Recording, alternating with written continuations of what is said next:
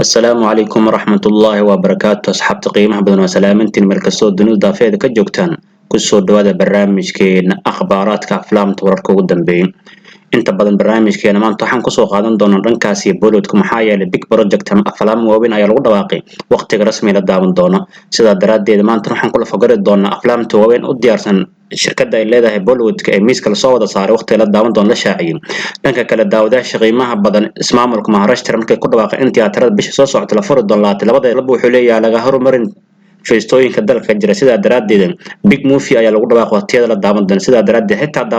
daawadayaasha qiimaha badan ninkii Akshay Kumar isku dhacyo badan ayuu dhexda ka gali doonaa maxaa yeelay taariikhyaasha u doortay jilaayaal kale ay ka daba doorteen aflaamtiisa aan ku bilaawno daawadayaasha qiimaha badan qodobkeena koowaad ninkii Akshay Kumar godkiisa biyo ugu soo galay maxaa yeelay taariikhda uu calaamadeystay ayaa laga daba calaamadeystay daawadayaasha qiimaha badan superstar-ka lagu magacaabo Barabas wuxuu wataa filimka Adabarush sidoo kale filimkan waa filim ban India min Tulila magaalo ayaa laga daawan doonaa daraadeed maanta waxa si official loo dhawaaqay waqtiga rasmi la daawan doona filimkan sidoo kale shalay waxaan ila wadaagna daawadayaasha qiimaha badan Akshay Kumar filimkiisa lagu magacaabo Rakshan Banda in la daawan doono 11 August 2022 sidaa daraadeed taariikhdan waxa la door in la daawan doono filimka Adabarush taasoo ka dhigan daawadayaasha qiimaha big clash ay dhici doona markaan fiirno filimka Adabarush waxa director-ka Omar Raoud sidoo kale daawadayaasha qiimaha badan filimkan waxa ku xifaaltami doona isku farisaari doonaan ninka lagu magacaabo superstar-ka Barabas sidoo kale Saif Ali Khan sidoo kale waxa ku jirta actress lagu magacaabo Kriti Sanon sidaa daraadeed daawadayaasha qiimaha badan oo official big clash ay dhici doona waxa isku dhici doonaan Akshay Kumar oo wata filimkiisa Rakshan Bandan iyo sidoo kale Barabas oo wata filimkiisa Adabarush taasoo ka dhigan daawadayaasha qiimaha badan isku dhac weyn ayaa sanadka dambe dhici doona daawadayaasha qiimaha badan filimka lagu magacaabo Adabarush waxa loo asteeyay maalinta loo yaqaan Independence Day in la daawan doono sidaa daraadeed Independence Day waxay ku beegan tahay 14 ilaa 15 sidaa daraadeed filimkan lagu magacaabo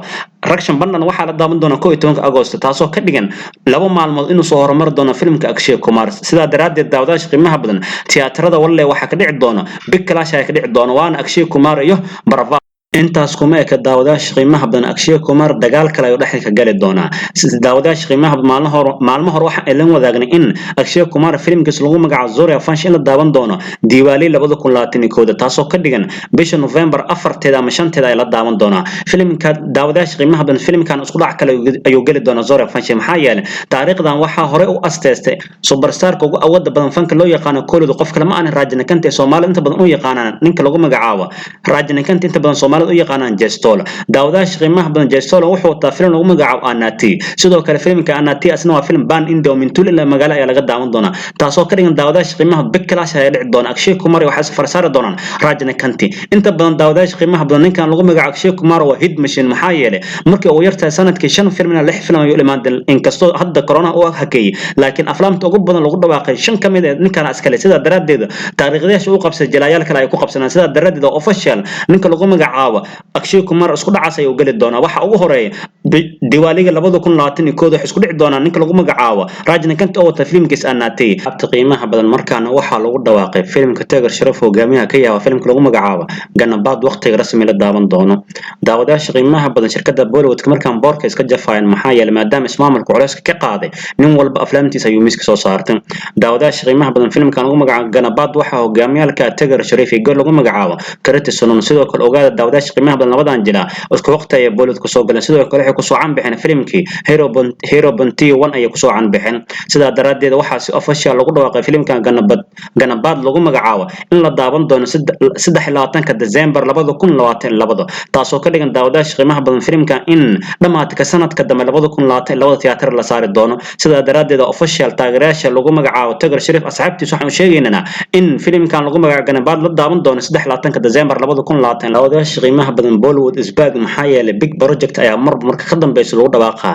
waxa si official lagu dhawaaqay ninka John Abraham filimkiisa lagu magacaabo Satamifa iyo Joyta 2 waqtiga rasmi la daawan doono daawadayaasha qiimaha badan filimkan waxa hogaamiyaalka John Abraham iyo gabar lagu magacaabo Divya Qoshla Kumar sidoo kale filimkan waxa lagu magacaabo Satamifa Joyta 2 daawadayaasha qiimaha badan filimkan waxa la rabay in tiyaatarada la saaro ciid aan ka soo gudubnay ee sanadkan waliba Ciidul Fidri markay ku beegneed 13 May 2021 xitaa wax isku dhici lahayn filimkii Ready oo wataninkii Salman Khan laakiin gabi ahaanba waa baaqday filimkan waxaa yar tiyaatarada gudaha Hindiya waqtigaas way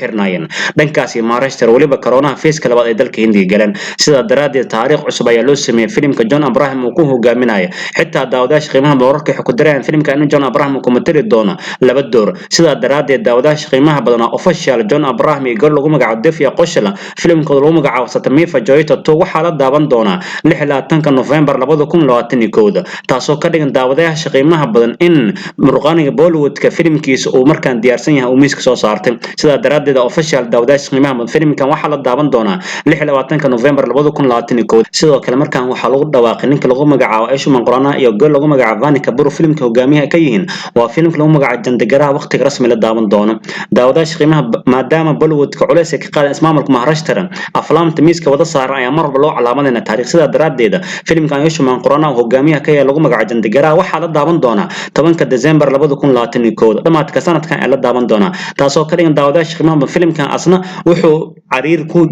sida daraadeed daawadayaasha qiimaha badan filimkan Jandigaraha asna wuxuu cariir gelin doonaa ninka lagu magacaabo Shahid Kapoor oo wata filimkiisa Jersey iyo tadab oo wata filimka wiilka Balwan lagu soo caanbixnaa maadaama aflaamta ayaga lagu dhawaaqay in bisha December la daawan doono taasoo ka dhigan daawadayaasha qiimaha badan Bollywood-ka jaam culus ayaa ka jari doona sida daraadeed official daawadayaasha qiimaha badan ninka lagu magacaabo Ayushmann Khurrana filimkiisa Jandigaraha waxaa la daawan doonaa 10 December 2021 ka kala daawadayaasha qiimaha badan waxaa si official loogu dhawaaqay filimka lagu magacaabo Volvolya 2 waqtiga rasmi la daawan doono filimkan daawadayaasha qiimaha badan waxaa hogaamiyaha jilaaga lagu magacaabo Kartik Aaryan daawadayaasha qiimaha badan filimkan ayaa marka hore la qorsheynay in la daawado 19 November sanadkan 2021 gabi ahaanba taariikhdaas ayaa la tirtiray filimkan ay taariikh cusub loo sameeyay sida daraadeed daawadayaasha qiimaha badan official filimka lagu magacaabo Volvolya 2 waxaa la daawan doonaa 25 Maarso 2022 sanadka dambe ayaa dib loo dhigay sida daraadeed Kartik Aaryan asna filimkiisa waqtigaas ayaa la daawan doonaa sida daraadeed markaan wax dhihi karnaa daawadayaasha qiimaha badan